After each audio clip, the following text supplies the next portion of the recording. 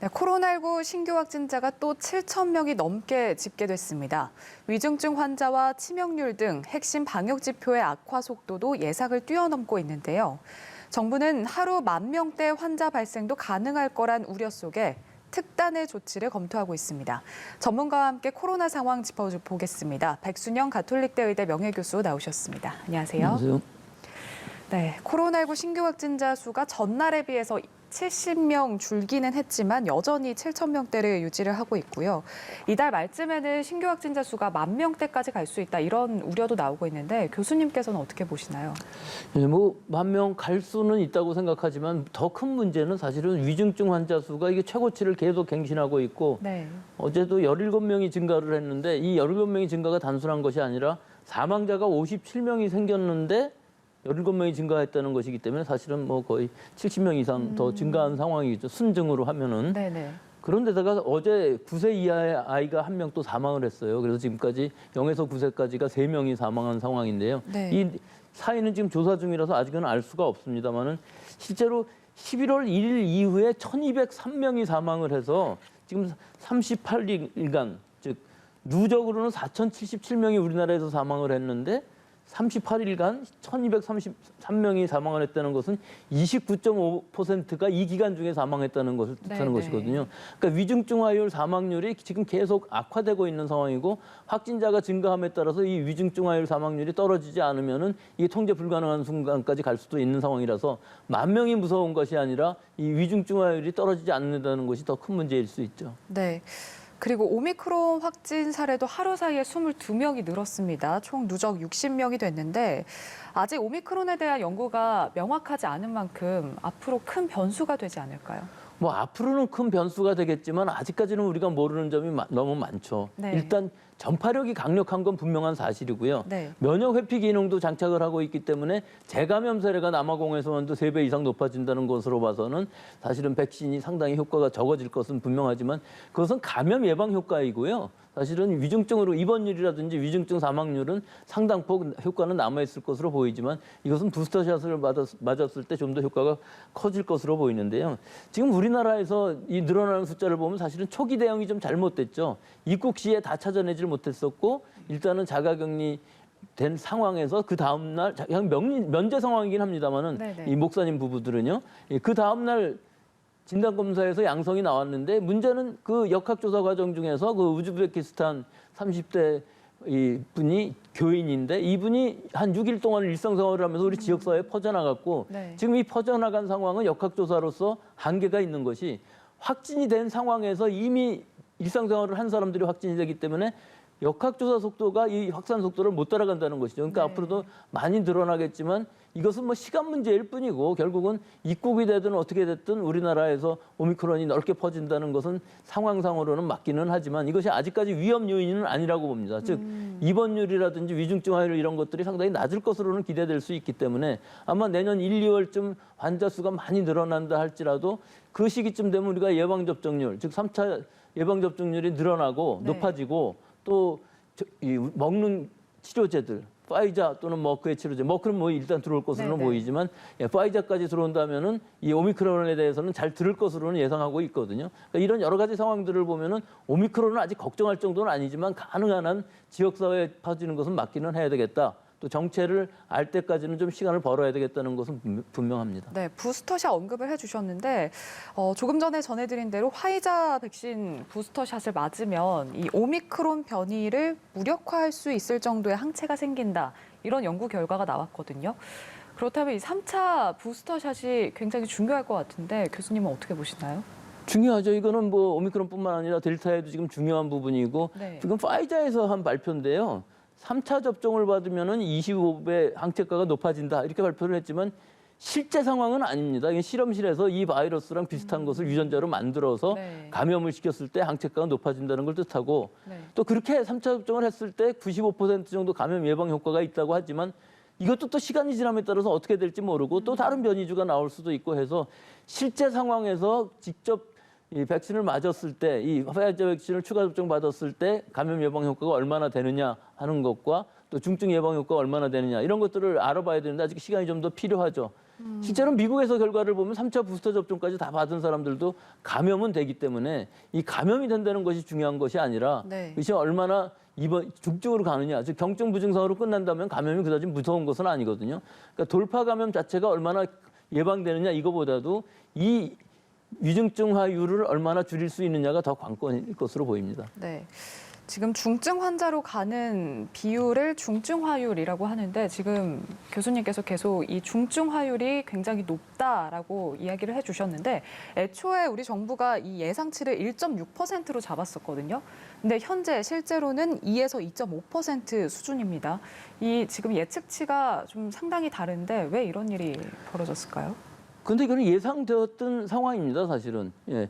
우리가 2월 26일부터 예방접종을 특히 고령층이나 요양병원, 요양원 입소자, 종사자들 예방접종을 하면서 위중증화율, 사망률이 굉장히 많이 떨어졌어요. 사실 사망률만 보더라도 1월 달에는 한 3% 정도 되던 것이 6, 7월 되면은 이것이 0.35% 정도로 떨어지거든요.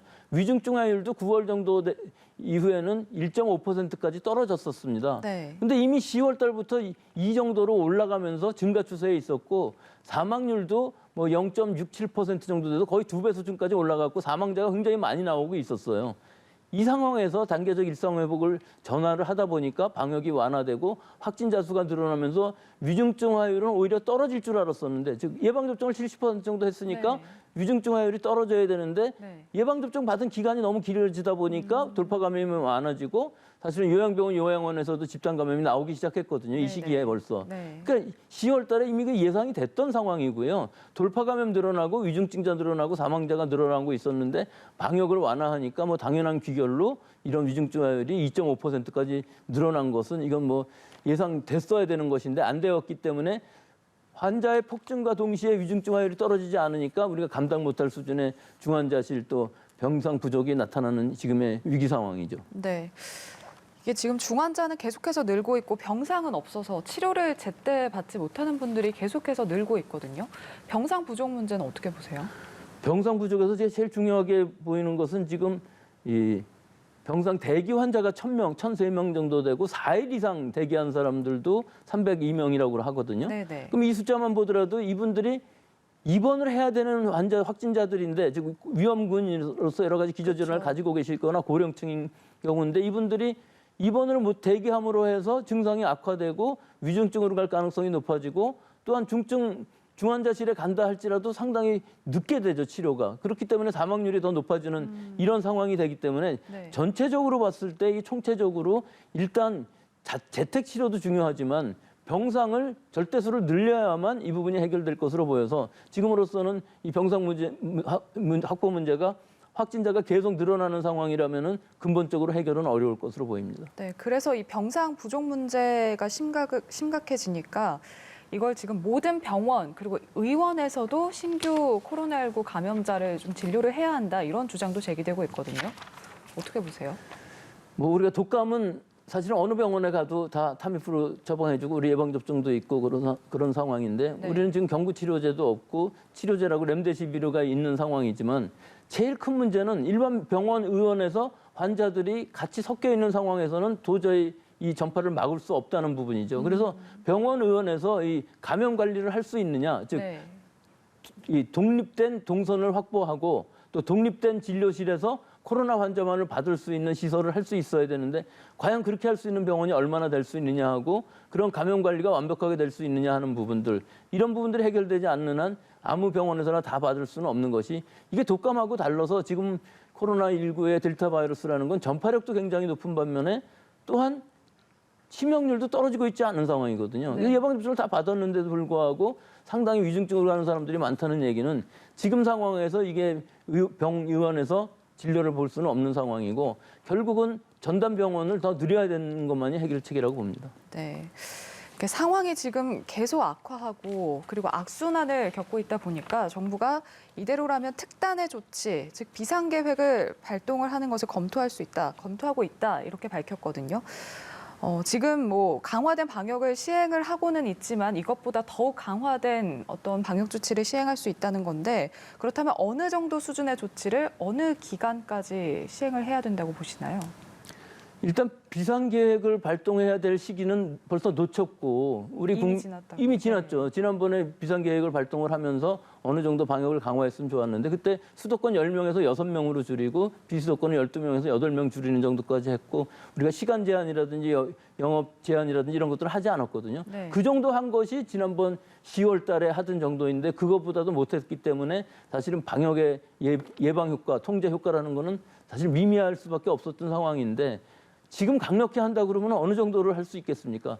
방역만으로 본다면은 실제로 8시 정도에 영업 제한을 하면서 식당이라든지 카페 영업 시간 제한과 또 유흥업소는 영업 금지를 하면서 여기에 부수돼야 되는 것이 피해 보상을 얼마나 해줄 것이냐 하는 것인데 매출액 감소에 한 120% 정도를 해주면서 할 수 있다면은 충분히 시행 가능하겠지만 그것이 잘 이루어지지 않는다면 사회적으로 큰 불만이 생길 것이고 그런 강력한 방역 조치는 아마 하기 어려워 보이기 때문에 실제로 그 강력한 효과를 보기 위해서는 1, 2주라도 단기간에 강력하게 빠르게 할 수 있어야 되는데 지금 오늘 발표를 하신다고 그러니까 어느 정도 수준이 될지는 알 수 없겠습니다만은 네. 제일 큰 문제는 그런 예산 확보를 해서 과연 예비비로 할 수 있느냐 하는 부분들이 문제가 될 수 있을 것으로 보이고요.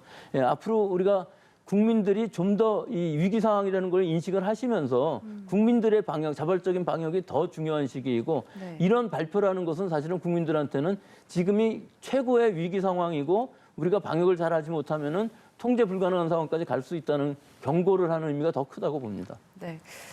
지금 또 다른 변수로 18세 이하 소아청소년 감염률이 언급이 되고 있는데 이 지금 18세 이하에서 일평균 확진자가 1,000명에 육박하고 있거든요. 그래서 어제 유은혜 교육부 장관도 지금 학부모를 대상으로 이 백신 접종과 관련해서 설득에 나서기도 했는데 사실 학부모들은 아직까지는 이 소아청소년 백신 접종에 우려되는 부분이 있거든요. 이 부분은 어떻게 해결해야 될까요? 실제 이 우려라는 것은 뭐 과학적으로 이상 반응이 더 많다는 것을 뜻하는 건 아니지만 네. 16세, 17세와 다르게 12세, 15세는 아이들이 체구도 작고 그 접종량의 문제들도 있고 또 해외에서의 여러 가지 부작용 사례들도 발표가 되는데 우리나라에서 상황을 보면 이상 사례가 뭐 그다지 많은 상황은 아니지만 결국 이 부분은 권고인데요. 예방접종이라는 것은. 네. 지금 방역 패스를 2월 달부터 한다는 얘기는 학교에서는 대면 수업을 하는데 학원에는 못 간다는 얘기가 되는 상황이기 때문에 이게 지금 형평성에 큰 문제가 될 수밖에 없죠. 더구나 12세, 15세의 접종을 권고를 하려면 설득이 먼저 됐어야 되고 소통이 됐어야 되는데 그런 소통이 없이 방역당국에서 일방적으로 발표한 상황이기 때문에 이런 부분들의 여러 가지 대책들이 먼저 시행되면서 국민들을 설득하면서 접종 동기를 만들어줘야 되는데 우선적으로 제일 큰 문제가 어떤 피해가 생겼을 때 그 대처 방안이 확실하지 않다. 즉 보상도 그렇지만 자기가 실제로 부작용이 나타났을 때 갈 수 있는 의료 체제가 아직까지도 확실하지 않은 부분들이 사실은 여러 분야에서 나타나고 있기 때문에 특히 젊은 층들이 심근염 같은 거에 이상 증상이 나타났을 때 네. 뭐 가슴이 답답하든가 호흡곤란이 났다든가 뭐 여러 가지 상황들이 가벼운 상황이지만 그것을 어디에 의논하고 어떻게 가야 될지가 확실하지 않고 사망한 케이스에 대해서도 그것이 관계가 없다 할지라도 확실하게 좀 밝혀주고 신속하고 명쾌하게 밝혀줄 수가 있어야 되는데 그런 대비가 많이 미흡했던 부분들이 있고요. 그래서 네. 국민들의 그런 저항이 많이 있는데 지금의 이 상황에서는 사실은 방역 패스를 2월 달부터 시작한다는 건 상당히 무리가 있어 보입니다. 학교는 갈 수 있는데 학원을 갈 수 없다면은 이 부분에 형평성 문제가 있는 부분이기 때문에 지금 외국의 사례에 있어서도 학교에서의 오히려 의무를 먼저 하는 경우가 많아요. 대면 수업을 하기 위해서는 예방접종을 받고 예방접종을 하기 싫으면은 PCR 음성 진단서를 갖고 오라는 것인데 이것도 굉장히 무리가 있죠. 그렇기 때문에 대면 수업을 하기 위해서 또는 공적인 이익을 위해서 집단 면역에 가까이 가기 위해서 유행을 억제하기 위해서 한다는 것은 사실은 설득력은 없는 얘기입니다. 기본적으로 학생들이 이런 부작용 사례를 잘 관찰하면서 접종을 받을 수 있는 동기를 마련해 줘야 되고 그런 설득을 더 확실히 해야 되는 이런 소통이 더 중요하다고 봅니다. 네, 그럼 교수님께서는 이 방역 패스 기간을 조금 늦추더라도 설득을 해야 되는 과정이 필요하다라고 보시는 건가요? 그렇죠. 설득을 하고 사실은 외국의 경우 이런 경우도 있거든요. 한 번 접종한 것도 뭐 방역 패스에서는 인정해 주는 경우도 있고요. 1차 접종만. 1차 접종만으로요. 네네. 영국 같은 경우 처음에 1차 접종만 했으니까요. 또 하나는 이 1차 접종 2차 접종 둘 다 용량을 반으로 줄이는 것도 의사의 권고 아래 그렇게 할 수 있는 방법을 마련한다면은 네. 선택지가 있을 수가 있는데 지금 11세 초등학교 6학년이나 중1 부모님들 같은 경우에는 그 바로 아래 연령인 11세부터 5세까지는 3분의 1 용량을 접종하는 데 비해서 여기는 전용량을 접종을 하기 때문에 그런 부분에 공포감도 분명히 있는 것이거든요. 네네. 그러니까 이건 뭐 실제로 어렵다 할지라도 이 부작용 사례에 대한 확실한 여러 가지 설득들, 과학적인 근거들 지금 상황으로 보면은 감염되었을 때 이 위험도는 상당히 높은 부분이기 때문에 유행이 많아지면 커지면 커질수록 학생들이 접종 안 받아서 감염될 가능성 높아지지 않겠습니까? 네네. 그런데 비해서 지금 예방 접종에 의한 부작용은 사실 미미한 부분은 분명히 있지만 그래도 개인으로 보면은 이거 심각하게 생각할 수가 있기 때문에 이런 부분들을 다 고려한다면 유행이 커지면 커질수록 예방 접종의 이득은 더 커질 수밖에 없는 상황이지만 그것이 지금에 있어서도 확실히 더 이득이 크다고 얘기하기는 상당히 어려운 부분이 있어서 네. 좀 더 설득이 필요하다고 봅니다. 네. 지금 조금 전에 그 바로 아래 연령대 5세에서 11세 이 소아 어린이 지금 감염 문제도 불거지고 있거든요. 그리고 조금 전에 0세에서 9세 사망한 사례도 나왔고요. 근데 이 소아들의 경우에는 3분의 1 용량 자체가 달라요. 그렇기 때문에 뭔가 좀 새로운 어떤 허가가 필요하지 않을까요? 예, 새로운 허가를 받아야죠. 이건 미국 FDA에서도 다 승인한 것이고 5세에서 11세까지 뭐 전 세계적으로 많이 마친 상황이기 때문에 네. 실제 부작용 사례라든지 그 큰 문제는 없어 보이지만 이 파이자 백신이 사실은 30 마이크로그램으로 되어 있는데 3분의 1로 줄이면은 10 마이크로그램입니다. 그래서 네. 적은 용량으로 5에서 11세 사이에 2차 접종 3주 간격으로 하는 것이 큰 효과가 있다는 것은 확실합니다만은 사실 이 연령층에 가면 더하죠. 5세에서 11세까지 이 연령층에서 우리 학부모님들이 과연 이 접종을 할 것인가 이건 또 다른 문제고 해외 사례에 있어서도 51세 접종률은 상당히 떨어지는데 네. 사실 유행 규모 자체가 많이 다르기 때문에 우리나라 정도의 지금 유행 규모가 지금 뭐 10,000명 가까이 나온다고 하지만 영국이나 프랑스나 뭐 이런 데는 다 5만 명, 6만 명씩 나오면서 굉장히 넓게 감염이 되고 또 미국 같은 경우는 아이들이 감염이 되어도 병원에 갈 수가 없는 이런 상황들이 병원에 못 간다는 얘기는 이 치료비가 걱정이 돼서 갈 수가 없는 상황들이 많아서 어린아이들이 사망하는 것이거든요. 네네. 의료 체제 자체가 다르기 때문에 네. 우리나라에서 과연 5세 11세가 얼마나 접종을 다 많이 받아서 이 감염 확산을 막을 수 있는지 아직까지는 미지수이지만 아직 승인도 뭐 받지 않은 상황이라 우리 국민들 특히 젊은 학부모들한테 어떻게 이것을 설득할 것인지 그것도 큰 문제라고 봅니다. 네. 끝으로 재택치료 이야기 잠시 여쭤볼게요. 그 정부가 재택치료와 관련해서 환자관리병원을 확대하고 그리고 생활비 추가 지원 등 여러 가지 개선안을 내놨지만 여전히 재택치료에 대한 불안감이 큰 게 사실이거든요. 재택치료는 어떻게 보시나요? 이게 확진자 수가 이렇게 기하급수적으로 늘어가다 보면은 입원을 못 하는데 지금 떠밀려서 재택 치료를 하는 경우도 많이 생겨서 국민들이 불안하실 수밖에 없는 것이거든요. 네네. 그 여러 가지 보완 장치들을 다 마련하고 이 생활 보조금이라든지 생활 지원금도 4인 가족인 경우에 136만 원까지 증액을 시키면서 예방 접종 완료자에 한한다고 했죠. 네. 근데 여러 가지 문제점이 있는 게 이 재택 치료 중에 과연 응급 상황이 나왔을 때 잘 이송을 할 수 있을까 하는 부분하고 또 지금 문제가 되는 부분들은 이 코로나가 아니라 할지라도 다른 질병이 생겼을 때 예를 들어서 뭐 뇌졸중이라든지 혹은 뭐 눈에 어떤 안과계 질환이 생겼을 때 위험할 경우에 그 진료를 받을 수 있느냐 하는 문제들을 정부에서는 좀 더 해결을 해 주셔야 되는데 지금 상황으로 보면 자꾸 환자 수는 늘어나고 재택 치료자들은 늘어나는 상황에서 전체적으로 지자체의 역량이 좀 부족한 부분이 있어서 네. 환자 분류뿐만 아니라 그 악화된 상황 혹은 여러 가지 응급 상황들에 대한 대비가 확실하게 될 수 있는 좀 더 신중한 또 철저한 보완 대책이 지금 필요한 상황이라고 봅니다. 네, 알겠습니다. 지금까지 백순영 가톨릭대 의대 명예교수와 함께 코로나19 상황 짚어봤습니다. 오늘 말씀 고맙습니다.